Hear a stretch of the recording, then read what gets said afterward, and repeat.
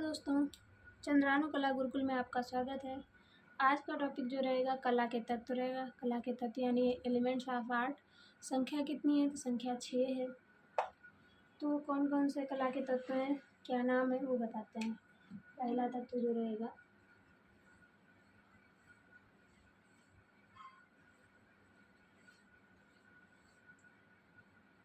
पहला जो तत्व रहेगा वो रेखा रहेगा। दूसरा रूप, तीसरा वर्ण, चौथा तान, पांचवा पोत, लास्ट वाला अंतराल।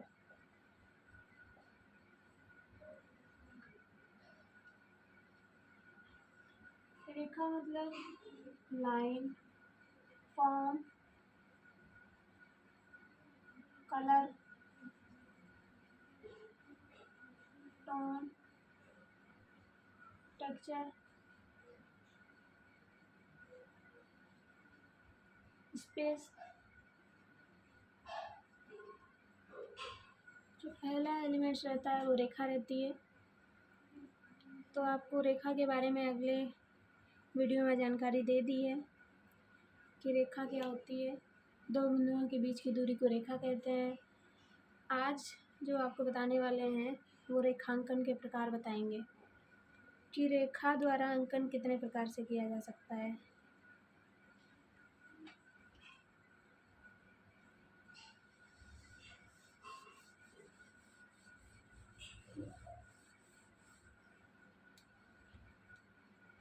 रेखा के प्रभाव के बारे में जानकारी दे दी है। रेखा के प्रभाव 7 रेखाओं के प्रभाव पड़ते हैं और रेखांकन के प्रकार 8 प्रकार के होते हैं। तो आज रेखांकन के प्रकार के बारे में बताते हैं।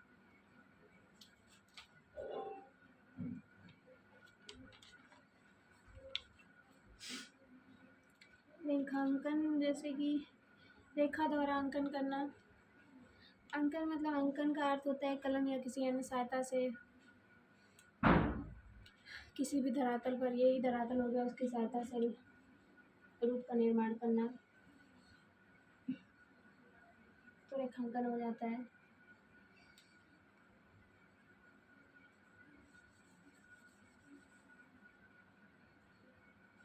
आज जो बात करते हैं वो रेखांकन के प्रकार के बारे में बात करते हैं। प्रभाव के बारे में बात हो चुकी थी, रेखांकन के प्रकार के बारे में आपको बताना था। रेखांकन के प्रकार के बारे में जानने से पहले रेखा एवं तल विभाजन के बारे में जानकारी लेते हैं। रेखा एवं तल विभाजन।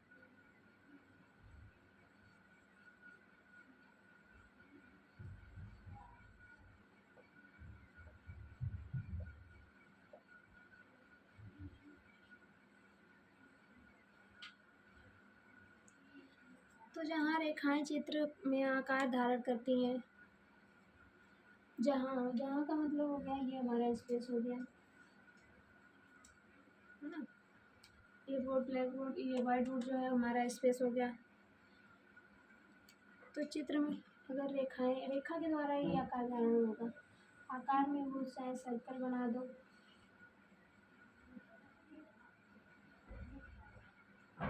चित्र भूमि को व्यवस्थित करने की व्यवस्था प्रस्तुत करती हैं। यानी कि तल विभाजन क्या होता है? चित्र भूमि को व्यवस्थित करने का एक माध्यम है। तल विभाजन का मतलब होता है, अभी ये राउंड सर्कल कर दिया तो इसका कोई पहचान नहीं हो पा रहा है कि ये कहाँ पर है, क्या है। लेकिन अभी इस सर्कल में हम थोड़ा सा आधार डाल देंगे, तो ये आधार हो गया इसका। इस सर्कल को एक आधार दे दिया,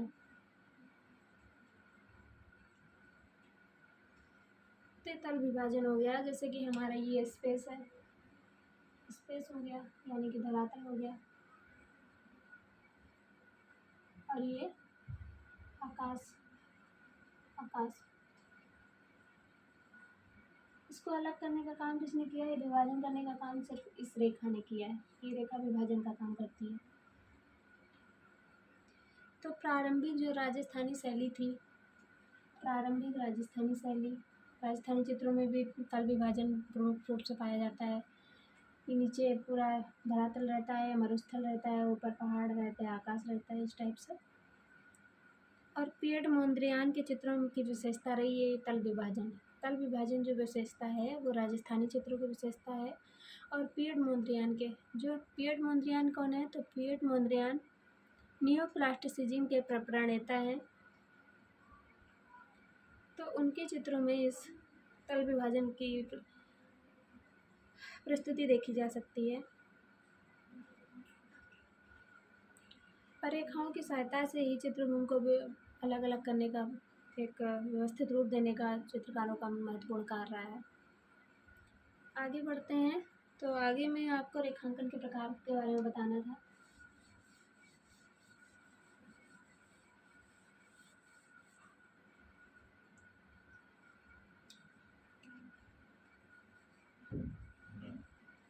रेखांकन के प्रकार।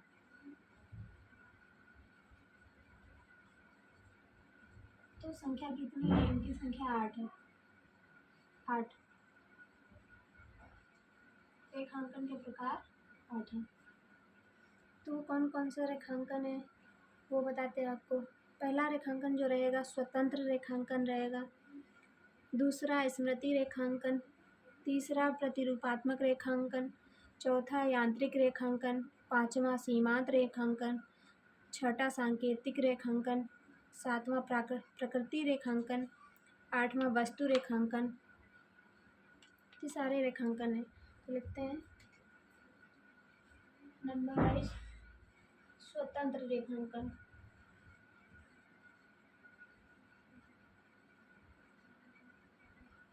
स्वतंत्र रेखांकन हो गया पहला।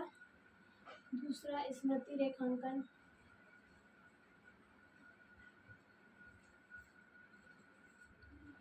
तीसरा प्रतिरूपात्मक रेखांकन।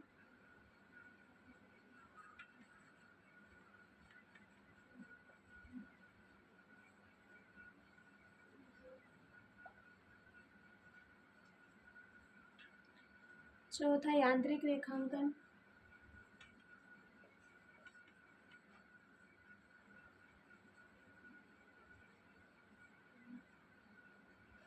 पांचवा सीमांत रेखांकन।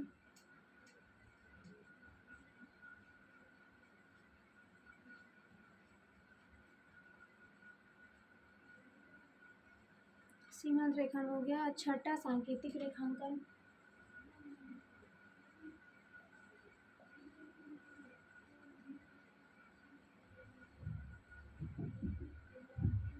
तीसरा प्रतिरूपात्मक। चौथा यांत्रिक। पांचवा सीमांत। छठा सांकेतिक। सातवां रेखांकन जो होता है प्रकृति रेखांकन होता है।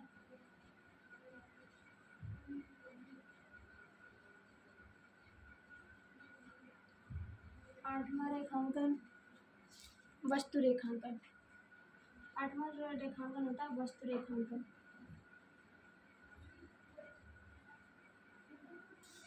तो रेखांकन के प्रकार कौन कौन से हैं। पहला हो गया मेमोरी ड्राइंग। मेमोरी ड्राइंग नहीं, फ्री ड्राइंग। स्वतंत्र रेखांकन है तो उसको बोलेंगे फ्री ड्राइंग।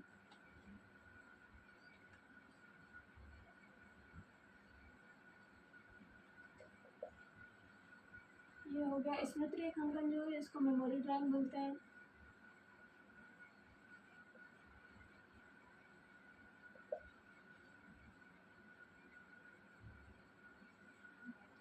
प्रतिरूपात्मक रेखांकन मतलब रिप्रेजेंटेशनल रेखांकन।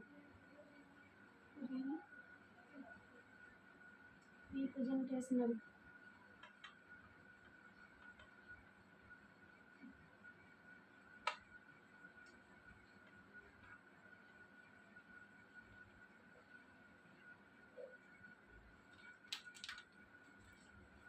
मैकेनिकल यांत्रिक रेखांकन यानी कि मैकेनिकल ड्राइंग।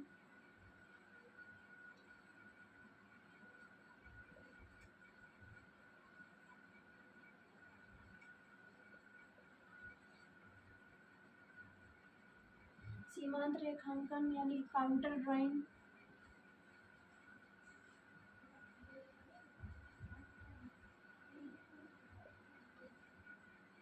सांकेतिक रेखांकन जिसको गेस्चर ड्राइंग बोलते हैं।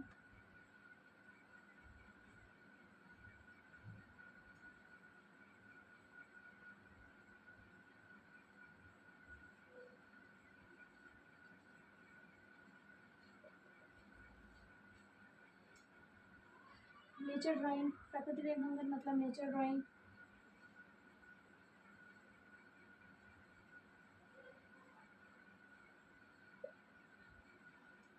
वस्तु रेखांकन ऑब्जेक्ट, ऑब्जेक्ट ड्राइंग।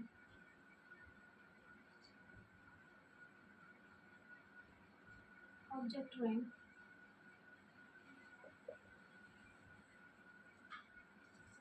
तो स्वतंत्र रेखांकन को फ्री ड्राइंग भी बोलते हैं। स्मृति रेखांकन को मेमोरी ड्राइंग बोलते हैं। प्रतिरूपात्मक रेखांकन को रिप्रेजेंटेशनल ड्राइंग बोलते हैं। यांत्रिक रेखांकन को मैकेनिकल ड्राइंग बोलते हैं। सीमांत रेखांकन को काउंटर ड्राइंग बोलते हैं। सांकेतिक रेखांकन गेस्चर ड्राइंग होती है। और प्रकृति रेखांकन नेचर ड्राइंग होती है। वस्तु रेखांकन ऑब्जेक्ट ड्राइंग होती है।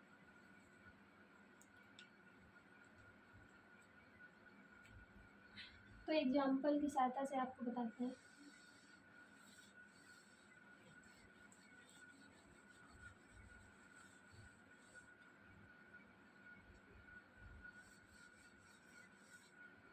कि स्वतंत्र ड्राइंग क्या होता है। इसमें क्या होता है कि पहले जो क्रिया होती है उसको वस्तु को देखने के बाद होती है। पहले हम क्या करते हैं, अभी मैंने ये डस्टर देख लिया, ये डस्टर है। इसको देखने के बाद हम इसका जो प्रभाव मेरे मस्तिष्क पे पड़ रहा है, ये कैसा है, क्या आकार है, कैसा दिखता है, मैंने देख लिया इसको एक बार में, हटा देते हैं इसको। तो इसके बाद जो इस डस्टर का प्रभाव हमारे मस्तिष्क पे पड़ता है, उसके आधार पे हम डस्टर चित्र करते हैं, डस्टर का चित्र करते हैं। मतलब मैंने डस्टर चित्र किया, मैंने कुछ देखा, मैंने इस प्रकार से डस्टर बनाया, है ना।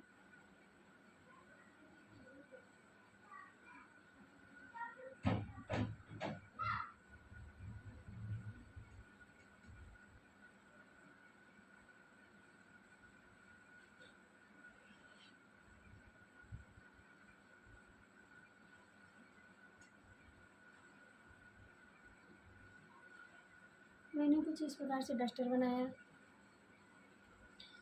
और ये ज़रूरी नहीं कि मैंने जिस प्रकार का डस्टर देखा, जिस प्रकार का मैंने डस्टर देखा, सामने वाले ने भी उसका प्रभाव वही पड़ा हो। सबका अलग अलग प्रभाव पड़ सकता है।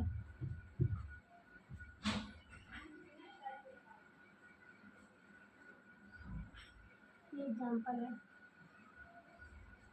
डस्टर का एग्जाम्पल है।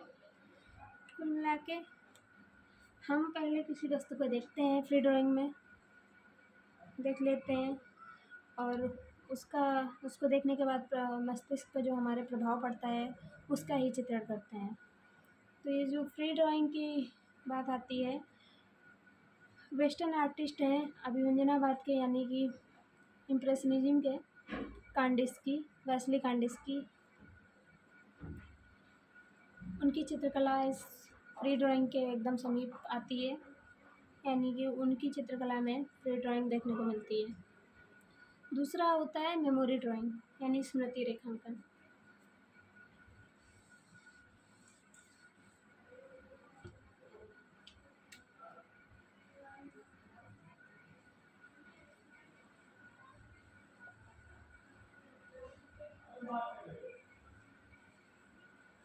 स्मृति रेखांकन मतलब मेमोरी ड्राइंग। तो बात कर रहे थे मेमोरी ड्राइंग की। मेमोरी ड्राइंग क्या होता है, यहाँ पर जो आकृति होती है उसका परिचित होता है बिना देखे हुए। मतलब मेमोरी ड्राइंग का मतलब अपने मन से ड्राइंग करना, मेमोरी से ड्राइंग करना। और ये मेमोरी ड्राइंग की जो विधि है वो हमारे स्मृति को, यानी मेमोरी को स्वस्थ करती है। इसमें क्या होता है, बिना देखे हुए चित्रण करना होता है। बिना देखे मतलब जैसे कि एज ए एग्जाम्पल मुझे बोल दिया कि मेमोरी ड्राइंग में मॉर्निंग का नेचर दृश्य बनाओ, तो मैंने अभी तो कहीं मुझे यहाँ पे नेचर दृश्य देखने को मिल नहीं रहा है, इस टाइम भी नहीं देखने को मिल रहा है, पर मेरे मन में कहीं ना कहीं नेचर का व्यू कुछ इस प्रकार है कि मैंने मॉर्निंग का नेचर बनाया है, तो कुछ इस प्रकार है।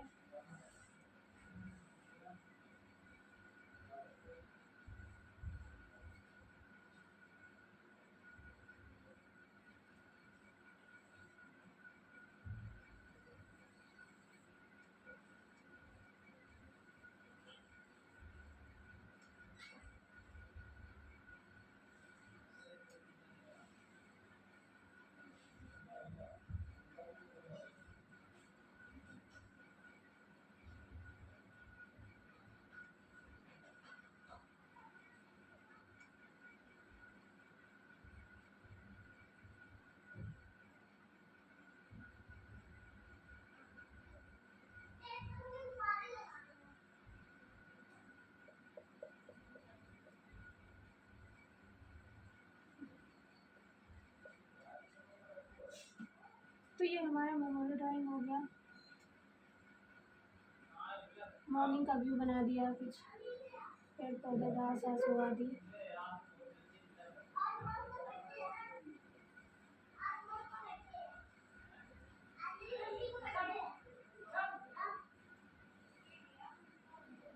This is memory drawing.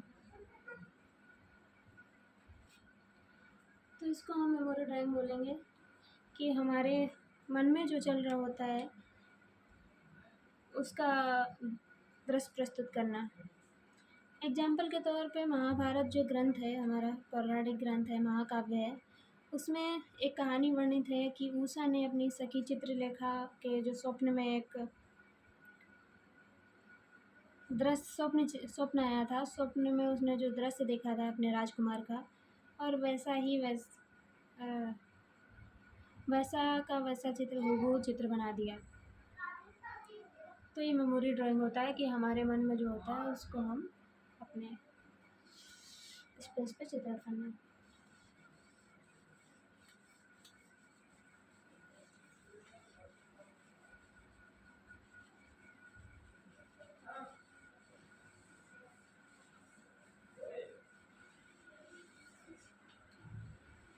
तीसरा प्रतिरूपात्मक रेखांकन होता है। तो तीसरा रेखांकन है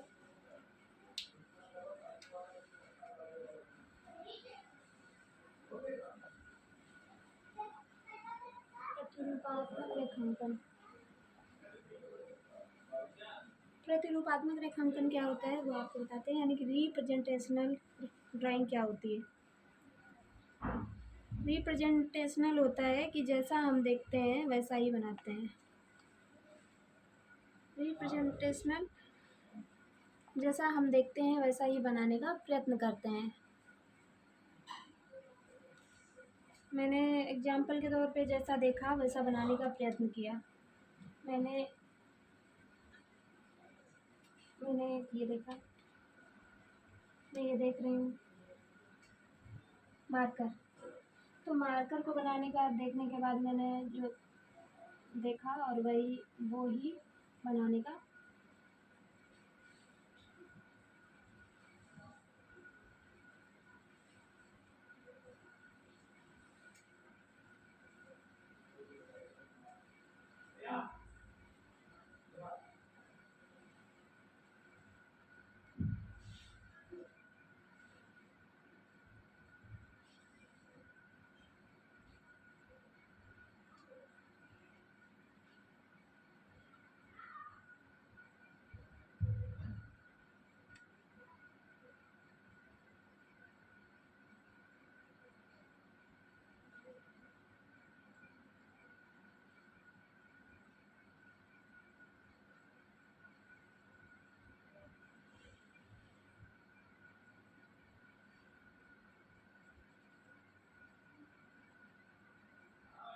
जैसा देखा वैसा ही बनाने का प्रयास किया। ये हो गया प्रतिरूपात्मक, मतलब मैंने इसका कॉपी किया, इस मार्कर का कॉपी किया। और रेखाओं की सहायता से, मतलब रेखा की सहायता से, एग्जाम्पल में ये भी बोला जाता है प्रतिरूपात्मक रेखांकन में रेखा की सहायता से ये रेखा कर दी तो यहाँ पे डार्क हो गया, मार्कर है इसलिए यहाँ पे डार्क कर दिया। रेखा की सहायता से छाया प्रकाश दिखाया जा सकता है रेखा की सहायता से।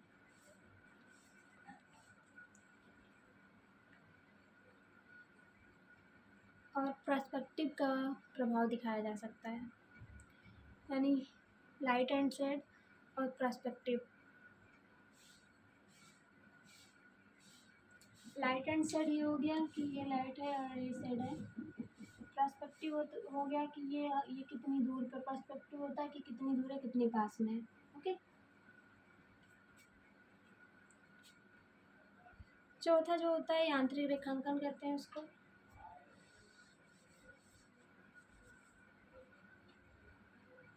चौथे नंबर पे यांत्रिक रेखांकन।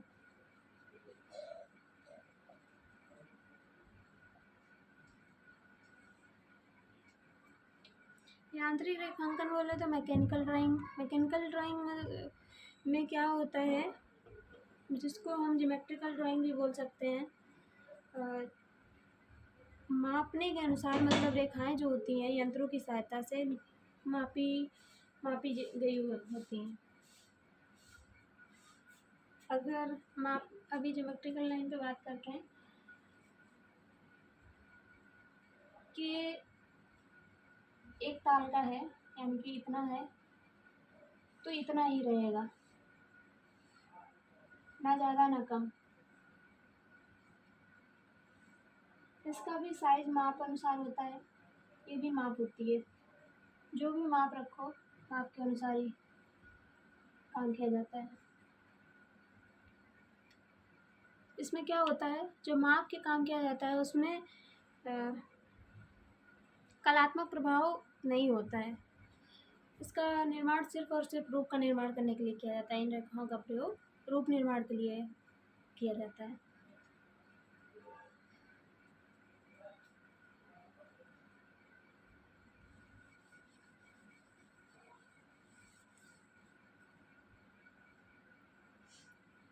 पांचवा जो है सीमांत रेखांकन।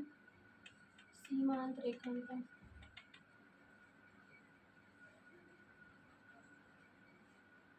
तो काउंटर ड्राइंग किसको कहते हैं? सीमांत रेखांकन यह होते हैं कि नेचर अथवा एक एग्जांपल देते हैं, 5वां नंबर है। कहते हैं कि नेचर यानी कि प्रकृति अथवा वस्तु में अपनी कोई रेखा नहीं होती है। प्रकृति अथवा वस्तु में अपनी कोई रेखा नहीं होती है। एग्जाम्पल ये वस्तु ही है, ये जो डस्टर है ये वस्तु है।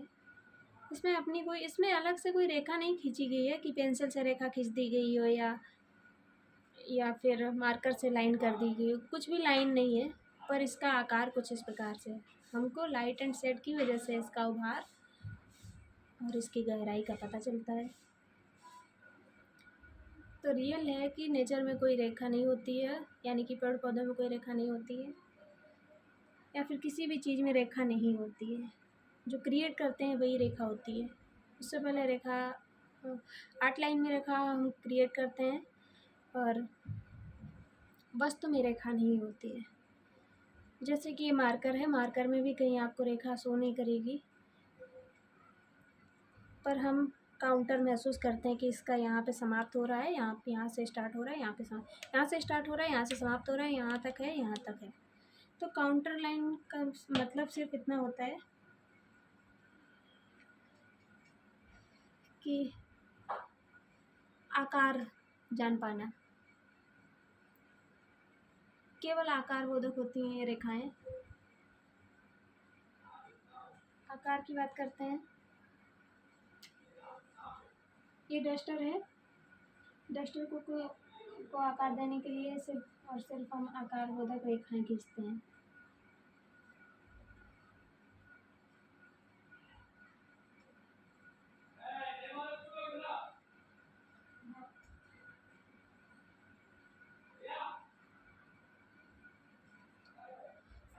तो ये काउंटर ड्राइंग हो गई कि इसका आकार कैसा है, मुझे दिखने में कैसा लग रहा है, या इसका आकार कैसा हो सकता है। तो ये काउंटर ड्राइंग है। इसमें मैंने लाइट एंड शेड नहीं दिया है, सिर्फ और सिर्फ काउंटर ड्राइंग है। काउंटर मतलब किनारा, आकार दिखाने के लिए सिर्फ किनारे का ड्राइंग करना।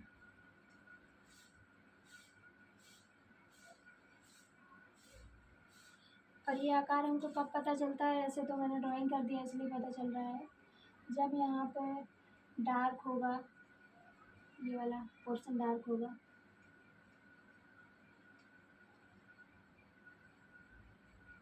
Light and shade by light and shade के द्वारा हम इसको डार्क दिखाएंगे।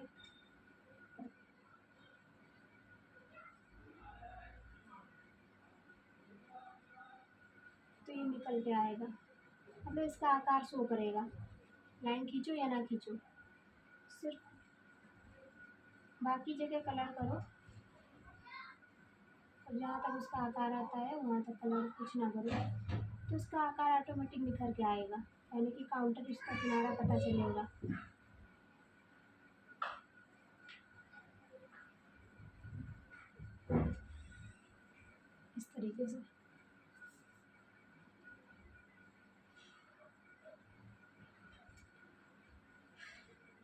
तो अभी बात करते हैं सांकेतिक रेखांकन की।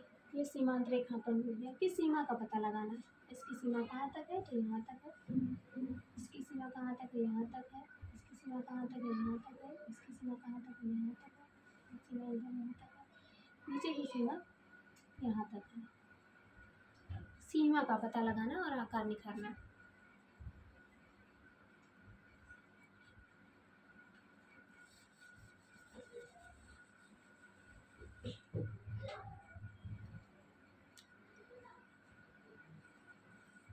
छः नंबर है जो सांकेतिक ड्राइंग होती है।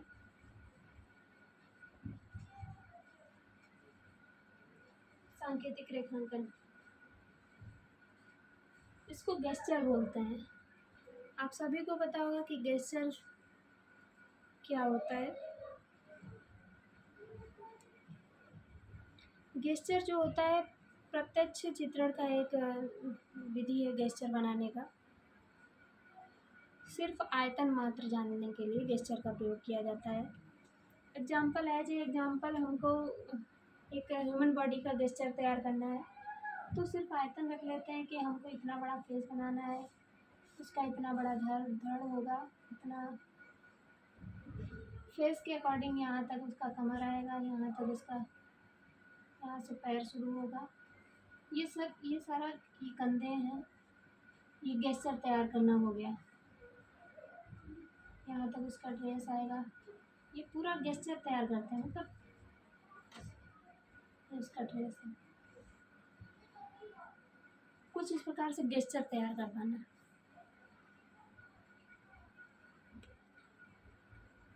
सिर्फ आकार जानने के लिए उसका कहीं पॉइंट दे के गेस्चर तैयार करना। आयतन जानने के लिए गेस्चर का सहारा तभी लिया जाता है जब आयतन जानने के लिए हमको जरूरी होता है। जैसे कि वारली पेंटिंग में आयतन जानने के लिए हमने भुजा बना दिया, आयतन जानने के लिए। ये एक प्रकार का गेस्चर ड्राइंग है। अभी ये तो रूप माना जाता है लेकिन ये गेस्चर ड्राइंग है बेसिक स्टार्टिंग। इस प्रकार से गेस्चर ड्राइंग होता है कि आयतन जानने के लिए कि कौन सा पार्ट कहाँ तक रहेगा।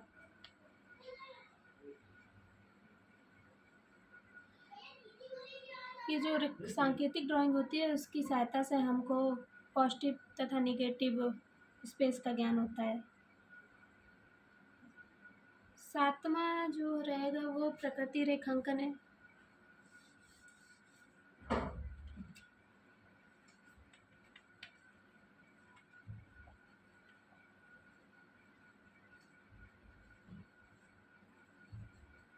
प्रकृति रेखांकन क्या होता है वो बताते हैं आपको कि इसके अंतर्गत फूल, पत्ती, फल, फूल रख सकते हैं, नेचर के अंतर्गत फूल रख सकते हैं, पत्ती रख सकते हैं और फल रख सकते हैं। इन चीज़ों, इनकी विशेषताओं का अंकन किया जाता है, जैसे कि आम हो गया, सेब हो गया, गुड़हल का फूल हो गया,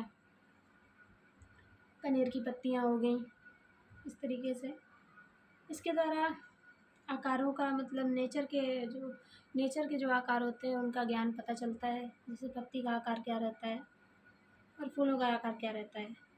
पत्तों को क्या करना चाहिए कि फूल पत्तों को लाके सुखाना चाहिए और फूलों को अलग अलग करके भी चित्रण करना चाहिए, डायरेक्ट फूल को भी चित्रण देख के करना चाहिए। तो ये नेचर ड्राइंग के अंतर्गत आ जाता है।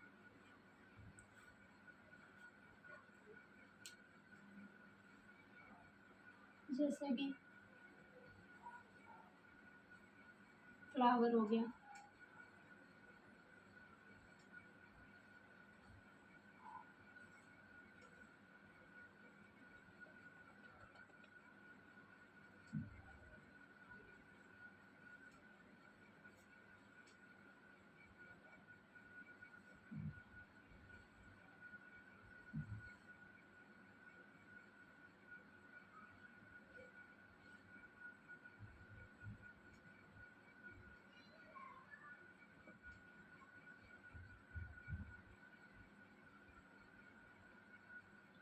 पत्ती,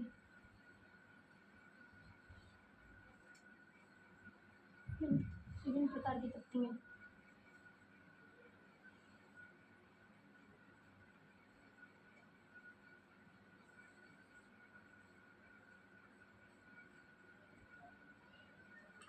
तो फूल पत्तियों आदि का अंकन निश्चित ड्राइंग के अंतर्गत आता है।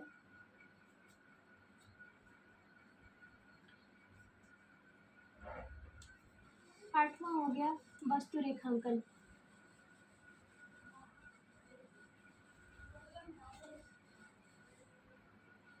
वस्तु रेखांकन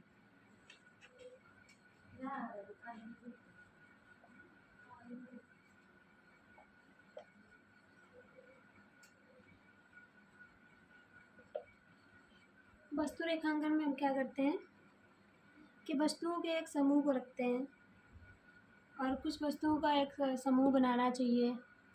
जैसे कि 8 लाइन में स्टिल लाइफ होता है, हम वस्तुओं का समूह रखते हैं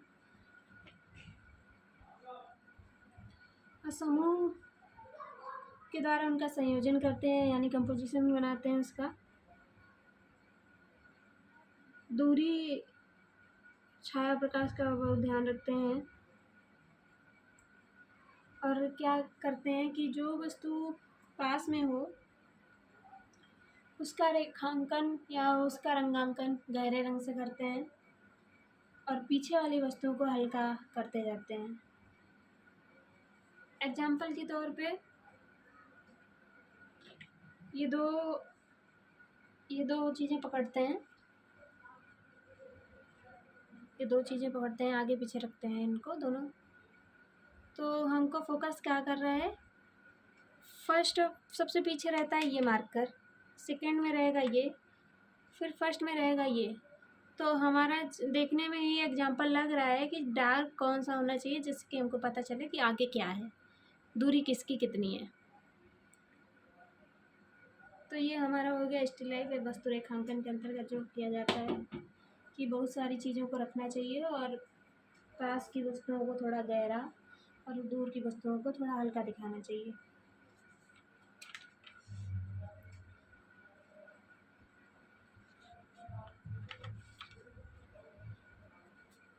आगे बोलते हैं रेखांकन के प्रकार की जो संख्या है वो 8 ही है। रेखा तथा गतिज ऊर्जा। रेखा मतलब लाइन तथा गतिज ऊर्जा।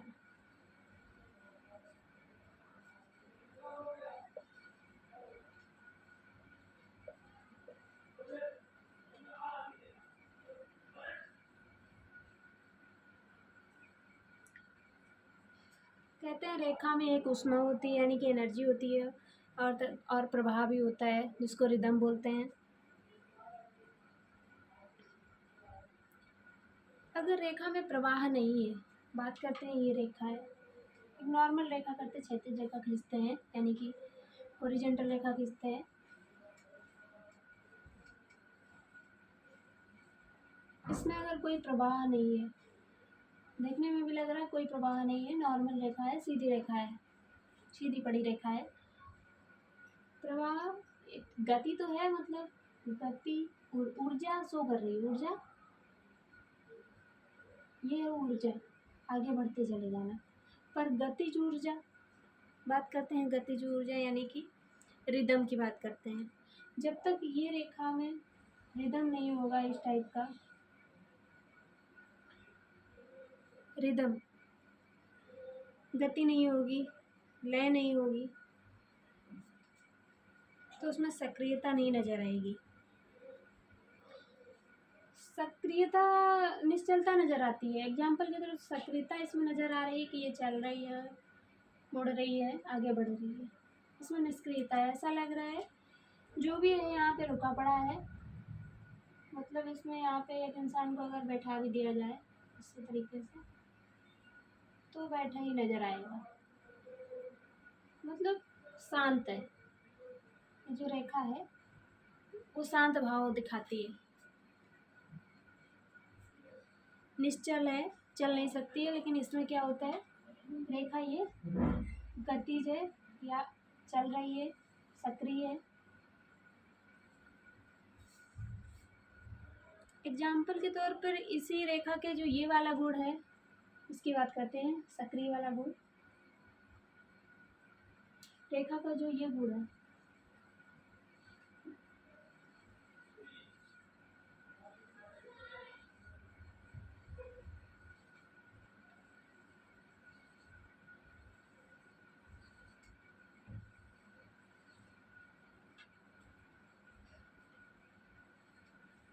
इसी गुण को लेके वेस्टर्न कला आर्ट में ऑप आर्ट का जन्म होता है।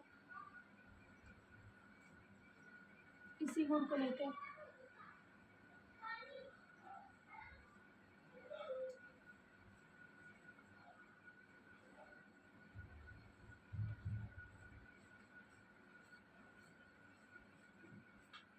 ऑप आर्ट मतलब भ्रम उत्पन्न करना, रेखाओं की सहायता से भ्रम उत्पन्न करना ऑप आर्ट का महत्वपूर्ण कार्य है।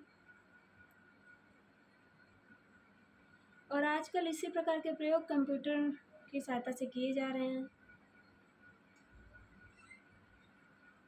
तथा एक रेखा की सहायता से कई सारे प्रभावों का विकास हो सकता है।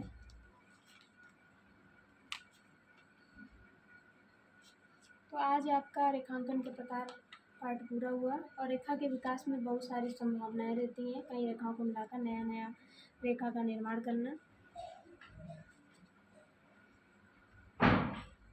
आज का जो ये टॉपिक है वो यहीं पे समाप्त होता है। फंडामेंटल आर्ट का फर्स्ट एलिमेंट लाइन। आगे आपका जो सेकेंड एलिमेंट है रूप, वो आगे के वीडियो में दिखाया जाएगा।